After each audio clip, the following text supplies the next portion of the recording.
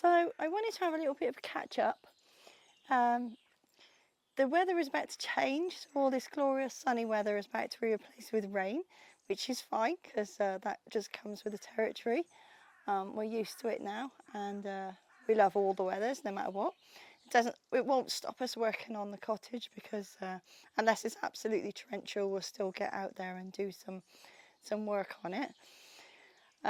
As I said in the last video, we've both been plagued with a little bit of illness. Brendan is much better now. Thank you for your comments on that.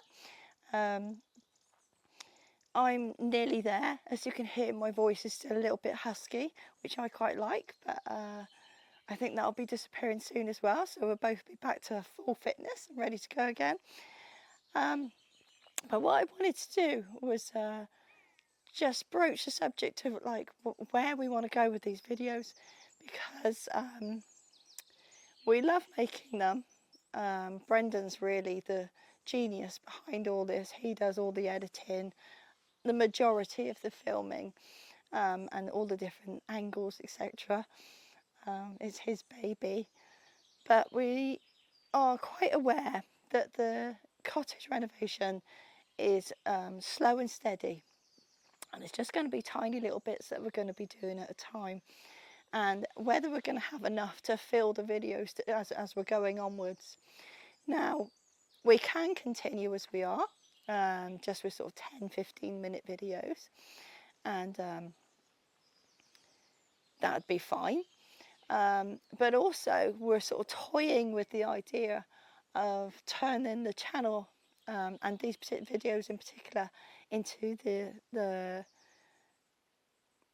house renovation alongside all the other stuff that goes on here. So our garden is particularly lovely at the moment, and it's developing and growing, and it's just expanding, and it's part of what we're doing here.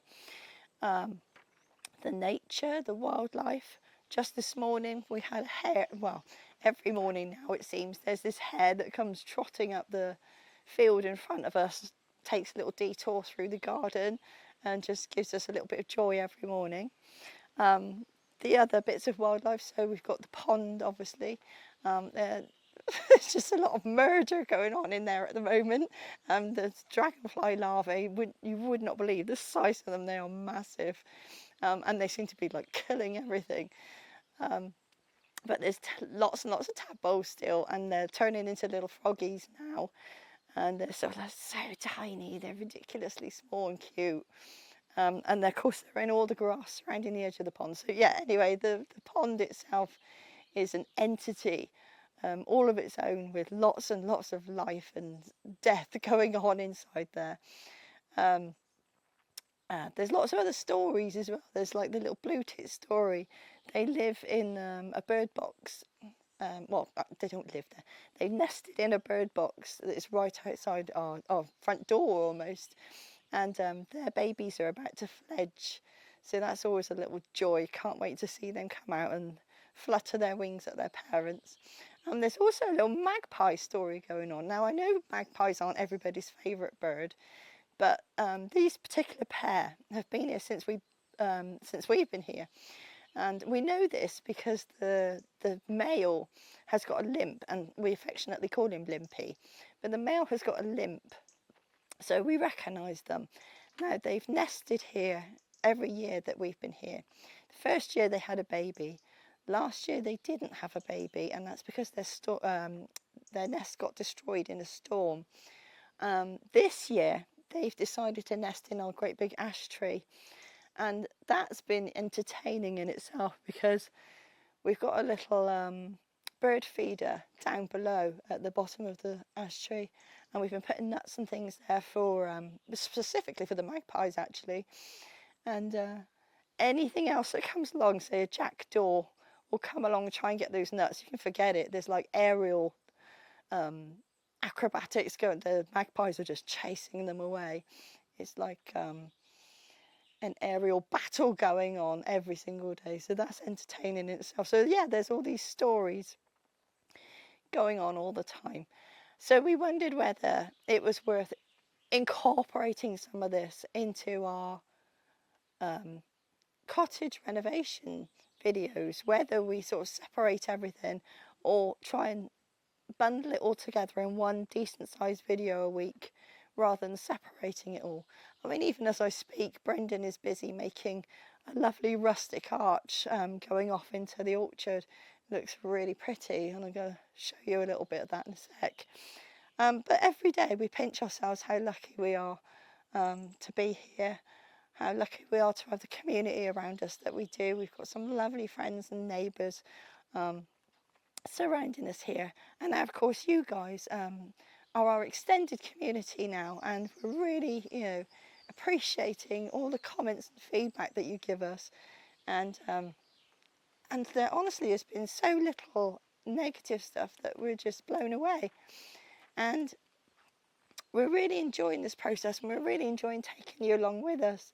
And I'd love to get some feedback now about where you would like this channel to go, whether you want us to stick with what we're doing, as in separating everything, so the cottage is on its own in a playlist, the garden is on its own, the nature is on its own, the homestead. Talking of the homestead is something that I really want to get going this year.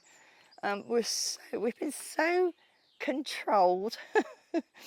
We've been wanting to get animals since we started, but we've been so self-restrained that it's been awful, really, because I mean, we really want to get some hens, and we decided right from the start that we wanted ex-battery hens because it's just a no-brainer to us. It's simple. That's what we want. But what was really important was making it a predator-proof pen, and I mean properly predator-proof. No mink, no pine marten, because we know we have them here, we've seen them. No foxes, you know, nothing can get in there. And we've come up with a really good idea of how to do that, and we're going to be putting that into practice and probably making a video about it, but it was going to be really secure. And so we've been putting that on hold, basically because we've got so much else to do. But it's something that hopefully will be starting this year. So that's making the pen, and then when the battery hens become available, we'll give them a new home. The other animals that we want, Brendan wants some pigs because he just loves them. I really want some donkeys. I had a horse when I was young, and I love that equine connection. I just think that's so lovely. I really would also like some goats. I had a goat again when I was a child. I had ducks when I was a child. So we'd like ducks, we'd like geese, the hens, the chickens, the hens and chickens, you know what I mean. And the goats, the pigs, the donkeys. We want all of them, and we want to give them all a really lovely, lovely home. But we've been so restrained, and making sure that we're not jumping ahead of ourselves, because we are still working as well, doing our day job. So we don't have, you know, 24/7. We're not here 24/7, much as we'd like to be. The other one was dogs. We're so desperate to get dogs. Now, partly I'm cautious because I've got an elderly cat, Marley, my black cat. He's quite elderly. He's sort of 15, 16 years old, and I don't want to worry him or stress him. But partly it's because, again, we want a rescued dog, or dogs preferably. And to do that, I've looked into it, and the local shelters, etc., quite rightly want you to have a secure area for them, a secure pen. So much as we'd like to go and just give some dogs a home, we do have to have a secure area for them first. So that's another thing that we've got to do. It's another thing on our list, but that's something that we definitely want to look into sooner rather than later. You know, we're not getting any younger. We want to get this homestead up and running. And again, do we want to include it within these videos as a whole rather than separate it off? I'll let you come up with some suggestions for this, your ideas, what you think, and we'll certainly take them on board and see where we go from here. So looking forward to hearing. And we'll see you next time. Thank you for watching.